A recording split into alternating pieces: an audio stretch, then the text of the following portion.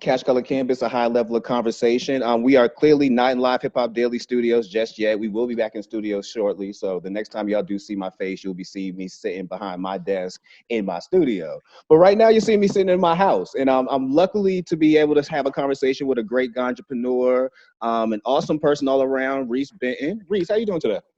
I am doing I'm doing good considering, I am blessed. I can't really complain, but I am hurt by what is going on. Yeah, we all are, and that's something else I do want to speak about briefly. But let's before we get into all the other stuff, man, let's talk about who you are. Who's Reese Benton? Um, Reese Benton is a young is a girl that just had great dreams of having an American dream. I grew up with at first with two parents, and then when the drugs came into play in the 80s, it split my family up. My mom got on crack and all, like my most immediate family, and my dad was a drug dealer. Very successful, but was locked away when I was younger for a kingpin charge. So, yeah, I'm just that girl that, always had big dreams. I knew I was going to be something, a lawyer or interior designer. And I think with cannabis, I got to do all of it. I'm a cosmetologist by trade. I actually used to live in Atlanta and work at Nani Salon when it was open a few years back. So, I experienced a little bit of both of the cultures, city and the South. But yeah, I just came from a family that was torn up by the war on drugs. My dad is incarcerated now, and I've just always been a hustler and a survivor. I took the things that I learned from the streets and just put them back into the corporate thing and just kept going. Word. So, how did Reese find herself in the weed business? Well, when I moved out to the South, I had started developing anxiety, and so I had to find weed, and of course, it's easy to find. And then I started using it, and then of course, being in the South, hanging out in Atlanta, being in Charlotte, people always think you from Cali and got some weed in your backyard for some odd reason. And so, I went through a lot of things when my dad when my father turned informant and put my dad in jail this last time for 25 years. I was living in living in Charlotte at the time. And then I moved to Atlanta with me and my son and some friends that was from the Bay Area, like helped us out. And they own a record company with Jazzy Faye called Show Enough Records, Noon, and his people. My family from here worked for them, so they gave us opportunity when I came out there. And I was just out all the time, and I used to meet guys trying to holler. And me, I needed, at the time I had lost everything, and I'm about the bag. So I'll go to Peter Street and I'll go over there to Slice Pizza. People gonna holler. And eventually when I, because I didn't want to be involved in stripping and any of that kind of stuff, and the salon wasn't making a lot of money, yeah, I started doing stuff that selling products or going on the road with 10 packs, to make money to feed my son. And then when I got back to the Bay, I remember them same connections, and then I started selling packs. And then, yeah. And then I decided, I doing my hair. I stopped selling. I told God I had a number I wanted to get to just to pay my bills up and get back to where I was at. 'Cause I lost everything in in Charlotte. I lost my house. I lost everything I invested in.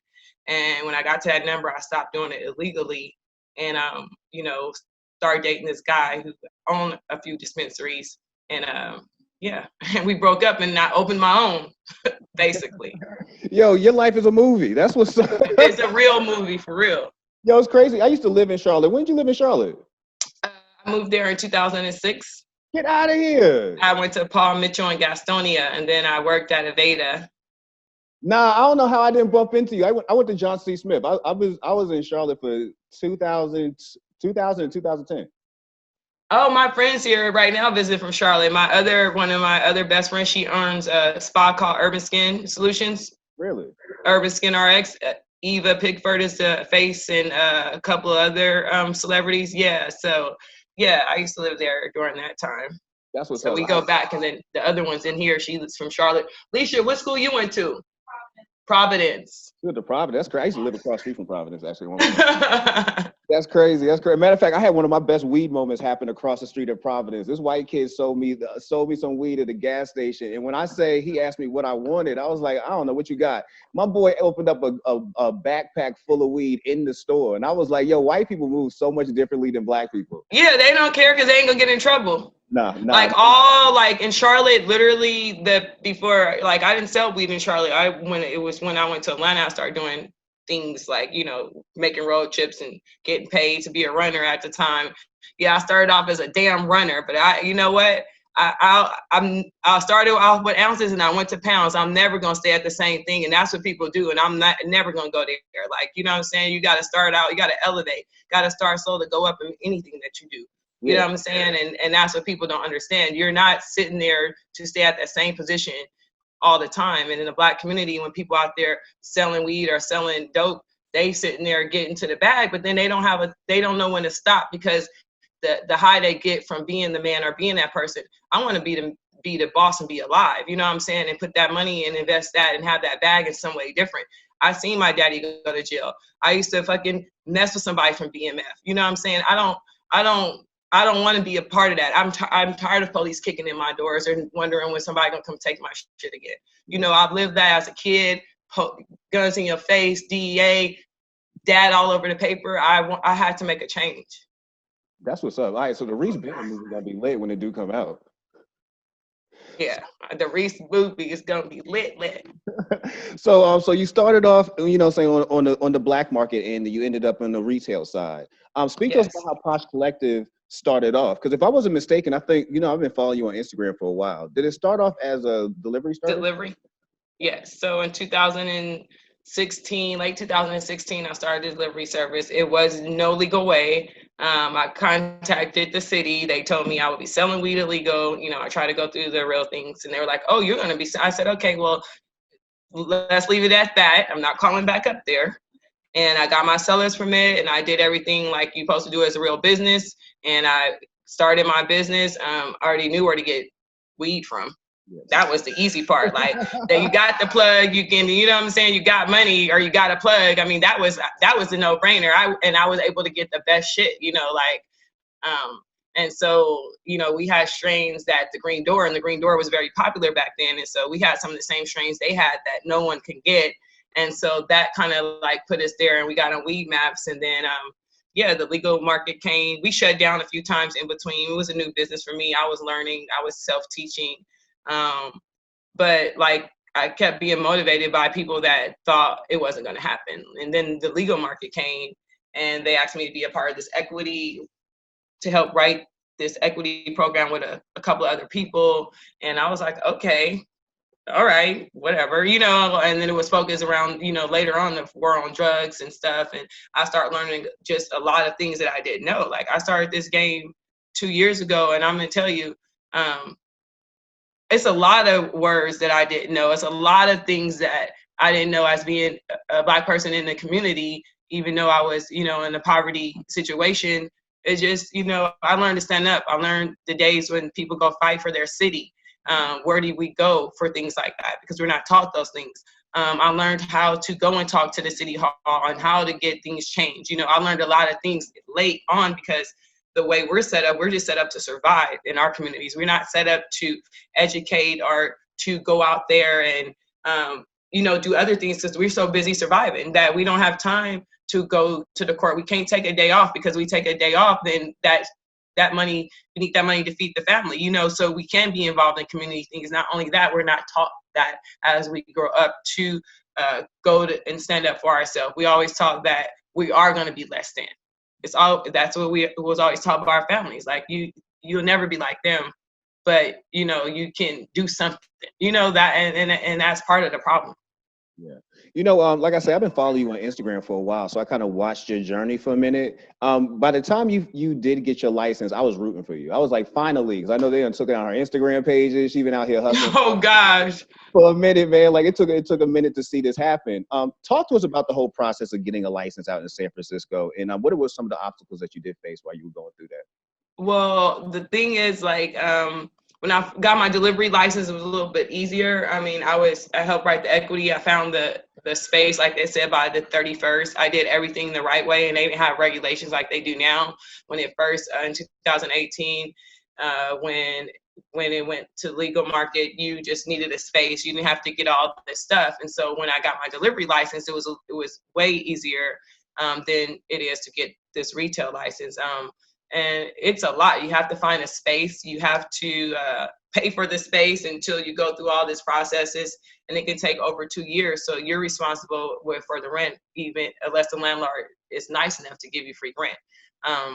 And so that's the first part about it. Then you have to, I tried to go through the incubation program, which part of the equity program is that they have incubators, which is the people with money. So it was really never set up for us to do this alone. So you still have to partner with the big person or the white man to be able to move on for most people. And no one wants to really incubate with me. Like I was considering, I already had a delivery service, and I kind of knew more about the business than I did when I first opened. So I just set out to do it on my own, and basically I secured the space, got an LOI, put all my paperwork in for planning and stuff, got my build out done, which was mostly cosmetic. I was blessed with a place that was almost turnkey, so we didn't have to pull permits like most people do. And so I did it on a real low budget. But when I tell you, you have to do all these community outreaches. You have to get in good with like the people and politicians. Yeah, I mean, when I say this is the most work, if you are not good at doing something else and staying on top of something else, this ain't for you. I mean, you live, sleep, eat cannabis. I mean, I go to sleep thinking about it. I wake up, and it's like, they're not going to always say yes. You're going to lose money. I've lost money on stuff that laws have been changed about that I had to put in to get here. And then they like, oh, you ain't got to do that. And I'm like, well, that was like $7,500 for engineer extra. So who's going to give me my money back? You know, and what people are not willing to do is take a risk. And, you know, I took the money that I earned from my delivery service, that I sold part of my delivery service to a bigger company. And that's how I obtained the money to invest in the retail location. So I took that money and invested, and that's how I was able to be sole owner. But I had to take a risk. Do I take this money like most clowns would do and go pop some bottles, go on some vacations and buy some dope ass shit? Or do I take this money and reinvest it and make it bigger? You know, people were doubting me like, oh, you shouldn't use your stock. You should leave it for the down payment, when I didn't have no money. What's that stock gonna do? If I can make it bigger, I don't give two fucks about that stock. Let me take that stock I got from the Canadians and let me get this down payment on this place, because it may not be an opportunity. I'd rather know that I lost because I was trying to win than lost and I wasn't trying to win. Yeah, you know, you touched on a good point, because dealing with cannabis from the perspective of trying to do something on the dispensary level, I often speak to people and I say that it's a political game. Like you really, it's one of those long investments that you really got to be all the way in, because a simple change of a city council person can mess up your whole entire investment. You know, so you really got to pay attention to everything around you, and you have to be on top of all that. And yeah. And you have to continue to have great relationships. Like, you can't just be shitting on people. There's a small cannabis community of people of color. It's not a lot of us, and for me to be a woman and be in this space, I'm very lucky. And the politics started real early on, and I wasn't aware of it. I ran for small business, seat 2 in Small Business Commission, which I was asked to do that. And then it just kept going. You know, when you really stand up, some people are politicians, like some of these police, they don't stand up for their rights. And me as a person and as a business owner, as an advocate, while I was going through this process, I was standing up for what I believed in, even if I was going to lose it all.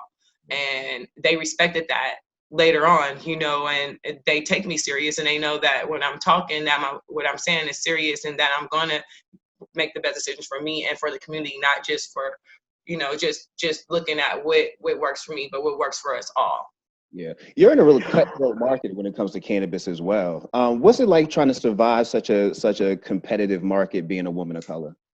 Ooh, so when I first started going like to different things, and because I'm a hairstylist and a stylist first, people don't take me serious. And then it's crazy, when I started my delivery service, I'll go to conventions, and it'll be products I'm selling. I deal with vendors, but when they see me, they don't acknowledge me. They think I'm like somebody, like I'm not a business owner, that I work for somebody. Oh, who you work for? I say, wait, what company am I with? Let's rephrase that, and actually I carry that product in my store, and they're like, huh? Like even now when people come to visit and vendors come, they're super surprised when they find out I'm the owner. Yeah. And so it's hard, like, people taking you serious. I had to, make people take me serious in my high heels and in my lace front, and in my glamour, because they were like, this is not our typical cannabis person, and this is not what it looks like. Yeah. No, and why should we take you serious? There's lawyers who would even take me on because they thought what I was doing. They were like, why would Canadians want to deal with you? We don't, I'm like, I need a lawyer. They were like, we don't take it serious. So they wouldn't even take it. And the next week I signed a deal with the Canadians, and it was all over Yahoo Finance. Get your money. Exactly. Get your money. One thing again, I feel you, because I feel like just being a person of color, period, is going to be hard dealing with any business. But in cannabis, it's going to be double hard. And I think of I read a book when I was in high school, Nathan McCall, Makes Me Want to Holler. And he had pointed out that, when you're Black and you're trying to be in a business space, you're going to be judged two ways. And normally it comes on how you're dressing. It comes to how you dress. And if you dress too well, you're considered somebody who thinks they're too better than yourself, better than the room. And if you dress down, they're going to address you as you're dressing down. So it's almost like a no-win situation. So I feel you. You got to walk in there as bold as you can, because, they're going to take you as is regardless. I mean, it is. It's like, when I walk in there in any political settings, I'm always running late. Unfortunately, I don't care who it is, and I need to get better with that. I go in there as me. I probably smoked before I got there. I'm me, but I am smart, I'm intelligent, and I'm polished, but I'm gonna go in there and I'm gonna be Reese that had the crackhead mom, that had the crackhead grandfather, and aunties that were stealing everything from the house, and we didn't have nothing to eat, and I had to go to the free cheese line and had to wash my clothes on the scrub board, like the olden days, and hang them out on the line, and things like that, and still had to go to school knowing that I didn't even know when I was going to eat my next meal or what I was going to come home to after. So, like with that being said, like, I learned to be like resilient through all that. And so that's how I got here. And, and when you go in the room, you have to, like, people like, oh, you bought certain things. Yeah, I bought a Rolex, because when I step in the room, people understand certain things. They might not understand you, but they understand that we alike, and it sucks that it's like that. But people understand certain things, not a bling Rolex, something that people like you, people with money identify.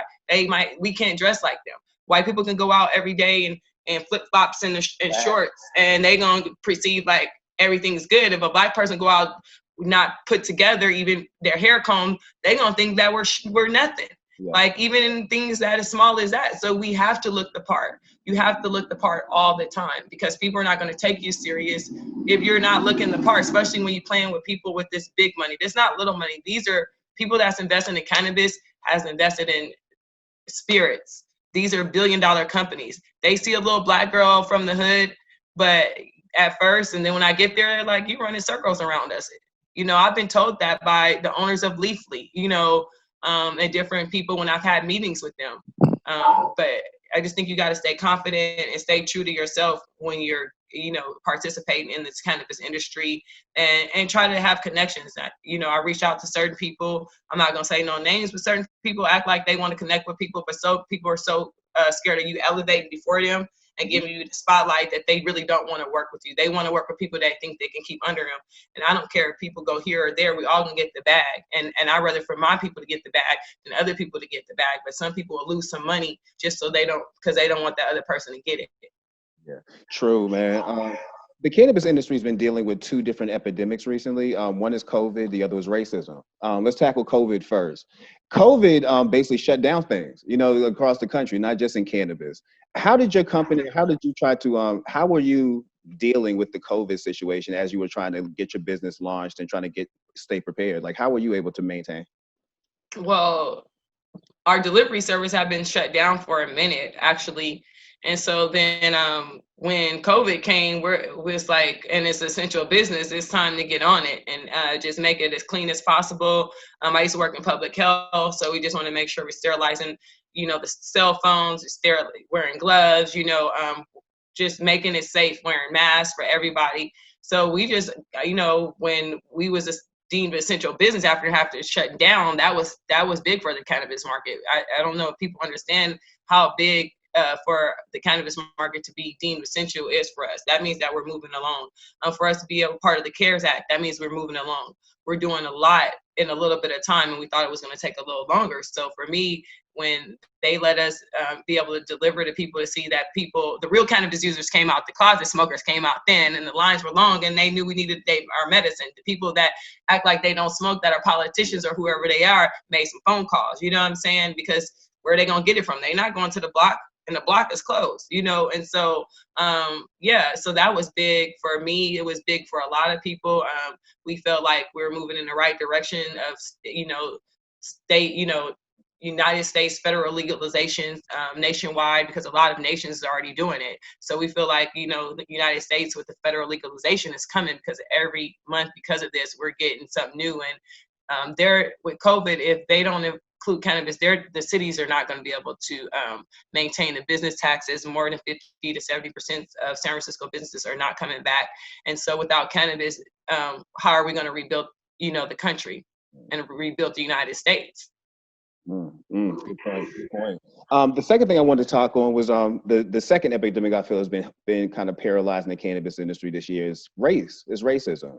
And I'm not going to go as far, and I'm not going to go as deep as just discussing what you normally deal with in this industry, like I most likely have dealt with myself. I just kind of want to talk about how the protests. Like say, let's start first with the protests. Protests have been breaking out all across the country over this last weekend. We all know Atlanta was affected. My hometown of Boston was affected as well. I know the Bay Area was touched as well, especially by rioters. How was your business able to protect itself, or was your business able to protect itself over this weekend? Well, because we're not open for public at the retail location, people don't see business coming out of there. I do delivery, and I have two separate licenses. So I have two licenses. And so the delivery license is a different space than the actual retail space, even though we have a delivery license at the retail space. So since there's not been action in that store, it's been there for 2 years, we haven't had problems, but I opened up for the first time after fighting all these battles and had an injunction put on me, and so much money put in this, like fighting, and by the grace of God, which I knew this was God's plan in the beginning, we made it through, and I'm supposed to open tomorrow. Last night I had to call it off, and today I called it back on. So we just have to make sure we're safe. People are targeting cannabis clubs on purpose, like they're targeting the Gucci store, the Louis Vuitton store, because it's something valuable in there. And what they don't know is, like, regardless to who is on it, here we have a lot of equity cannabis. And regardless if you see it being incorporated, there's a Black person who family got taken away from them or was incarcerated for drugs that is a partner in that business, and you're destroying your own, for gain of nothing. And if we don't support you and we start turning our backs on you as business owners because you're destroying our business, then what are you going to do? Because, the communities don't speak out for themselves. They're not scared to kill each other, but they're scared to go speak out on some real stuff. So if the people that are building businesses in the community that look like them are able, because we have connections, to speak out, and then we don't want to do that anymore because you're hurting us, where do we go? What do we do? How do we merge this disconnection? Because I'm a business owner. I've been affected like some of these people that's out there doing this stuff. Crack babies, let's be 100 with it. You know what I'm saying? And I didn't have anything. I've been on my own since I'm 12. That don't mean that it's okay to go destroy what someone else worked hard for. It's not okay to destroy the people that have done things to us. Go destroy those businesses. Don't come and destroy Black-owned businesses, because I'm like you. I was a statistic also, but I made something and kept going. That's all I'm saying. Like, we got to be better. We got to do better. We need to build. We're going to tear it down and rebuild, but let's don't tear each other down. One thing I noticed, again, just dealing in the cannabis industry, is the racism that exists everywhere else does exist in the cannabis space. It's just a thing that happens. Like, I've been to conferences just like you've been to conferences, and I notice how I get noticed when I walk in the room. You know what I mean? Like, you kind of tell stuff.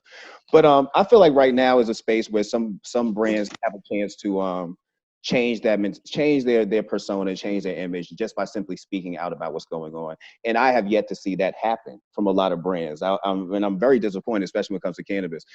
Why do you feel like, or what do you feel like we are you disappointed? I guess that's the question. Are you disappointed that more brands are not speaking out about what they're seeing as far as the atrocities we're seeing from police brutality affecting Black people right this second? Are you shocked? Or are you offended by what's not being said? You know what?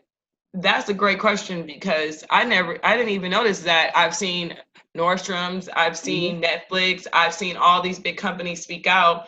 And you're right, we speaked out about it. I had to make a post about it the other day, and I had to get people together in the cannabis community late last night in the Office of Cannabis on the phone to see what we can do, and also talk to other people. And it's sad that the brands, they should speak out. Like they should, support Black Lives Matter, because to be told when people are in those stores, there is a lot of African American consumers that are coming buying all this stuff, especially that rapper weed and other stuff, so why are you not speaking out? Why are you not heading the community? Because actually these people that are breaking into stores respect those same people that have brands that are in our stores. Facts, I agree. And I'm not going to say that, because somebody can make a statement right this second, but I'm thinking off the top of my head, somebody like Candy Pins. I've seen Candy Pins in almost every music video I've turned on over the last 5 months. And I would love that a brand like that would jump out. Like if you would have the confidence to put your brand behind the Amber Rose to a Rich the Kid, then have the confidence to step out and say that this is something that you don't agree with. And I think that would go a long way as far as solidifying some of these brands in the cannabis space. Like some of these brands are fleeting. Like MedMen is a fleeting thing. Like that's something that I'm not shocked is not going to be around probably for another 10, 12 years. But if you wanted to even try to make that happen, I would have thought you would have made a statement way before prior to a day before you getting broken into. I would have thought something like that. Exactly. And people are making statements. Just make a statement if it come from your heart. If it don't come from your heart, just don't say nothing. Yeah, facts, man. So your debut was supposed to be tomorrow. I was actually I was geeked up for you. But it is still tomorrow, correct? We're gonna just go and we're gonna proceed normally. Like people say, like, we armed over here. Like you come in my store playing like that, I'm not playing. One thing about it, I'm a businesswoman.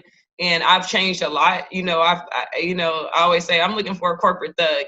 You know what I'm saying? And I feel like in many ways I'm that corporate thug, but not a thug in those terms. I'm a corporate hustler. So coming from the hood and then being corporate, it's like I just will feel disrespected if someone came and touched my store. You know what I'm saying? Like I'm fighting for you. I'm sitting there having meetings. I want to get back to the community. I want to do better. I want to show y'all how to get on. So you come touching my store and we from the same place, or I might know you or know your partner. That ain't cool. And then I take it personal. But as a businesswoman, I can't take it personal. I got to deal with it like a businesswoman. We got to get our security out there. They are armed, and they have a license to carry. We will have people at the store at night after it closed. But, at first I was going to not go on, but, I got to go on as business as usual. It took me a long time to get here and I've been shut down by no fault of my own before. And I got to keep going. I got to keep going for my people. And just for this reason, because it's not a lot of people like me, especially that's been affected by the war on drugs with, that don't get to see their mom or don't get to see their dad. They didn't have no guidance. And that's what, part of this is about, or have nobody to run to. I got to open up so I can start, speaking out and doing more community projects and healing who wants to be healed. Some people don't want to be healed, but we have a lot of healing to do. We got to get our confidence back. We got to know we are the people that built this. We are the people that took care of all these white people's kids and breastfed them and took care of their kids and got them off to school because their parents was busy, but they say we're not good enough to raise a household, but we raised their households for centuries. Let's be real about that. Yes. Okay, take our power back. We are strong, and that's when they know we're strong. That's why they do what we do, and they are controlling us by our minds, and they don't even know it. Pitting us against us like crabs in a bucket, putting us against us for skin tones and things like that. And it's awful, and the community don't even know that they're doing that. Even in demographics, like when someone gets somewhere, they look down on somebody, but you forgot you was right there, and you forgot you can be there next week, like how this pandemic didn't happen. A lot of people back where they started and didn't want to be. But that's because you forgot where you came from. And God had to show you that it can be tomorrow and you can be back in there. You need to be humble and you need to look out for the people. Reese, you're a very inspirational person. Your background to where you even at, to where you are now, I feel like a lot of people can learn from that, especially women, especially sisters trying to get into this space or trying to just do something that's different in business. If you could give some advice to someone who wants to say get into the cannabis space and take a lane such as your own, what would that advice be? Never give up.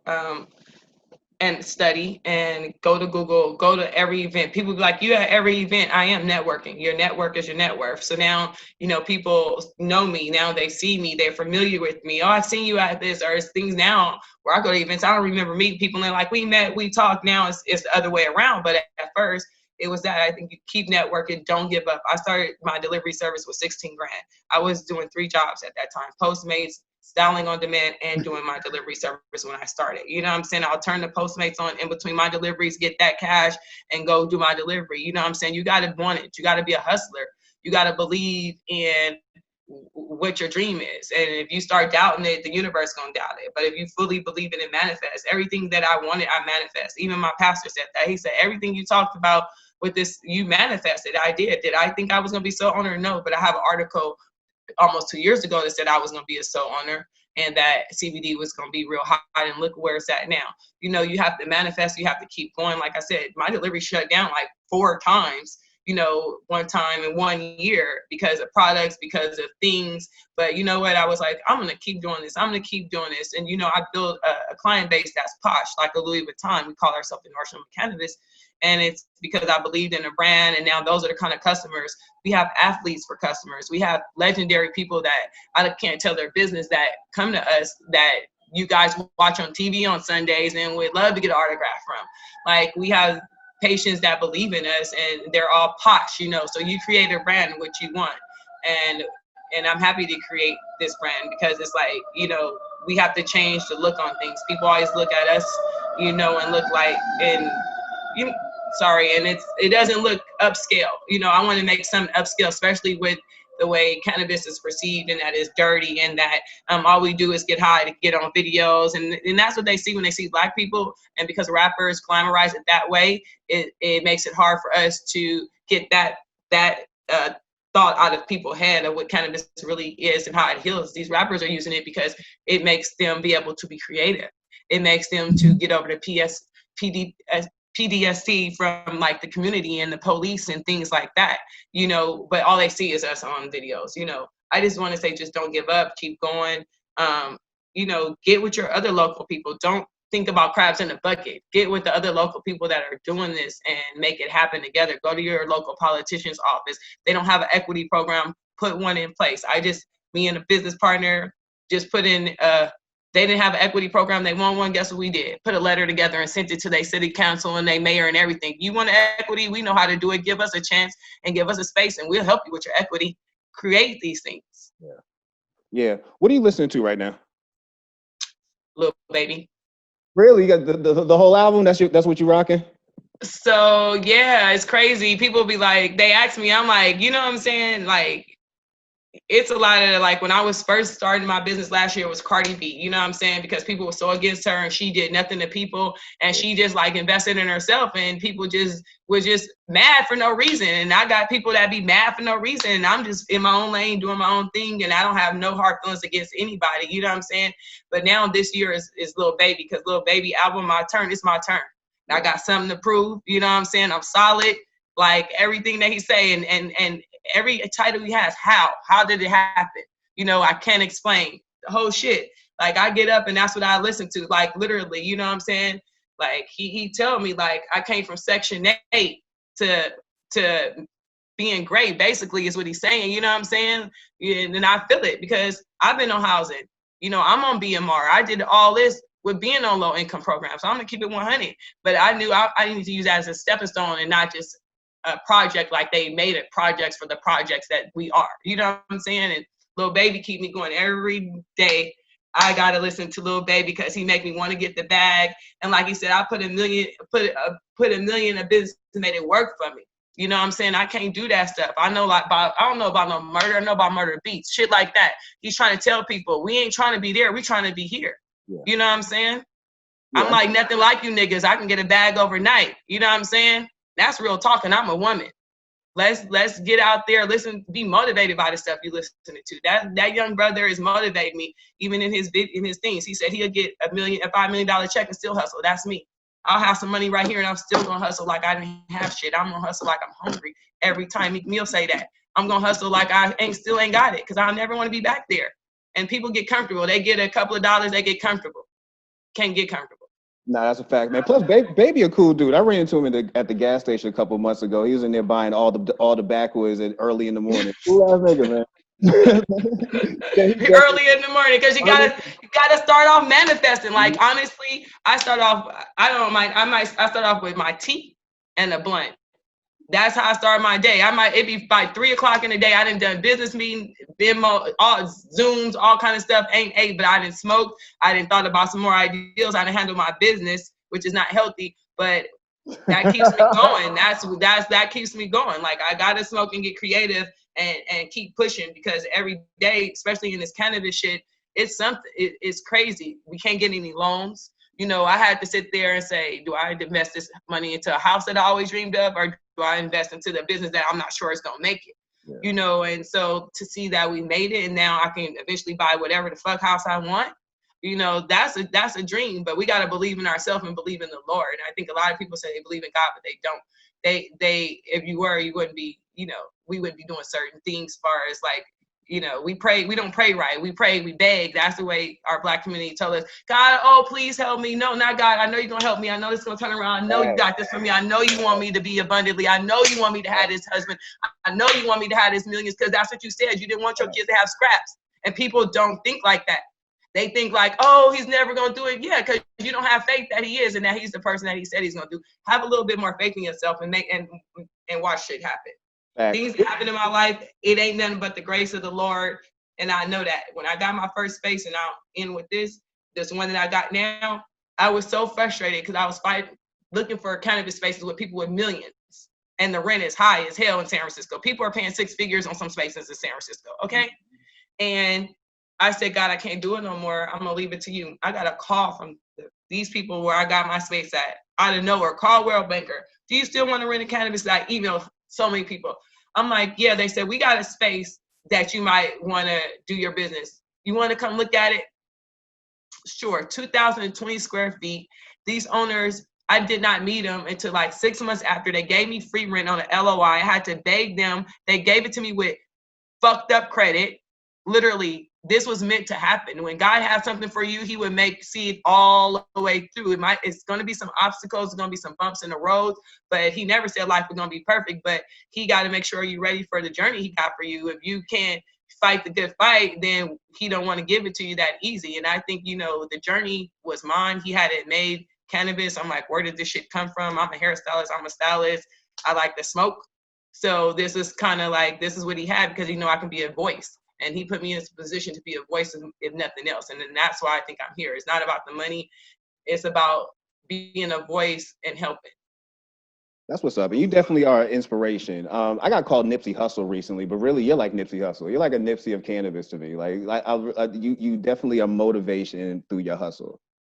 Oh, that's so nice. And just to see these different people that you mentioned, like Nipsey, and just see them, like those are, you know, people I've seen, I've been in the scene, and it's just like, I want to be an inspiration. I want to tell people, you can do it. You can do it. Like, you know, I didn't think I could do it. And I used to be like really ashamed because my mama was on crack. I didn't want no one to know that. And I've dated a lot of people that were like maybe athletes, and because I didn't know their background, I thought I wasn't good enough. I had that point where I didn't thought I was good enough. They'll never understand a crackhead or who's going to come to the wedding. We got to stop thinking like that. We are good enough. You know what I'm saying?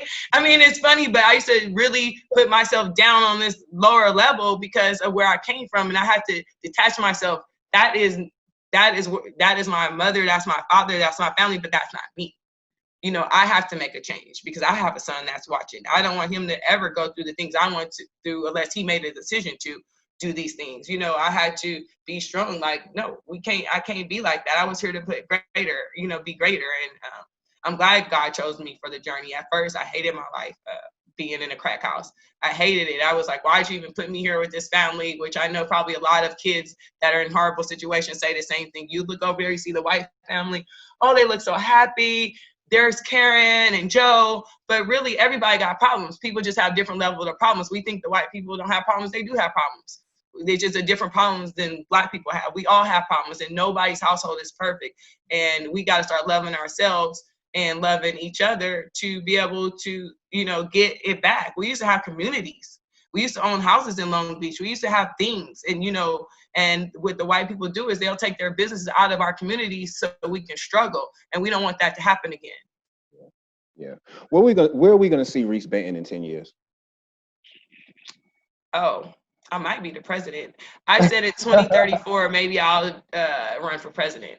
Hey, can I be vice president? I'll definitely run with you. I'm like, I've been getting pulled into a lot of political positions that I've never asked for. And I'm like, maybe God is grooming me for something bigger than I never thought, So I know I'm going to be a billionaire. I'm going to be successful. I will have brands everywhere and stores everywhere. And I'll be a philanthropist.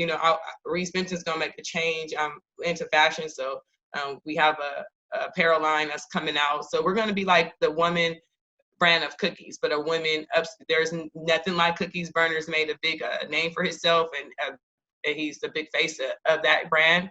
And so I want to be able to flourish like that and be able to build a brand where women are like, yeah, badass, rock, and even men, but an upscale brand, and the Nordstrom for Cannabis, like we call it.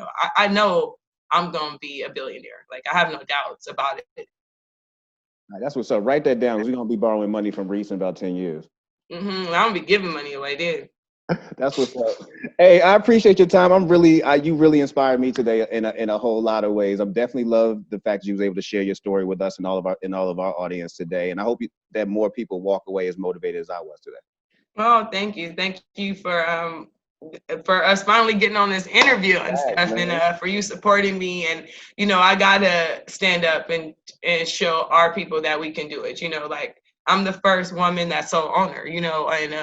And I'm not the woman that came from probably a background like other women that's in the industry that could have probably been sole owner also. But I had a goal, and the goal was I would do my people injustice to partner with these rich people that put us in this position. And now we're gonna go partner with them so they can get the bag too. I don't care what they do, but I'm not doing that. My dad's in jail for drugs and weed. You know what I'm saying? There's people in jail like for this same thing, and I'm out here selling weed legally. Then I go to other states and my partner is in jail. It's crazy, or can go to jail. It's really crazy to talk to someone and or them to come to visit, and they'll go on a delivery with me and know if they did that shit somewhere else, they'll be in the jailhouse. So it's still kind of crazy, and I still want to fight, for everybody, because it's not a even playing field. And they only gave us this war on drugs equity bullshit to shut us up, because they knew we will be complaining, but they never funded it right. We're not really getting what we need, and we all know it's a gimmick. That's a whole nother conversation that we can have one day. But I'm just gonna be real, and they know I'll tell them that. Yeah, that's a whole nother conversation, man. It's crazy. I'm listening to you talk. You need to meet Shanara. I'm good friends with Shanara Butler. She's Pimp C's wife. You and her would get along real well. Like y'all. Really? Yeah, y'all need to come up with some ideas. I met them when I met them back when they probably used to be at Jazzy Faye Studios when I used to live there, like with Bun B and Pimp C on the bus when we used to do videos and the Goody Mob and stuff. I mean, those were the days. Girl, yeah, you and Shanara need to know each other. Like, I feel like that's synergy that needs to happen. Well, just let me know. I love to meet great women and other entrepreneurs that have great energy.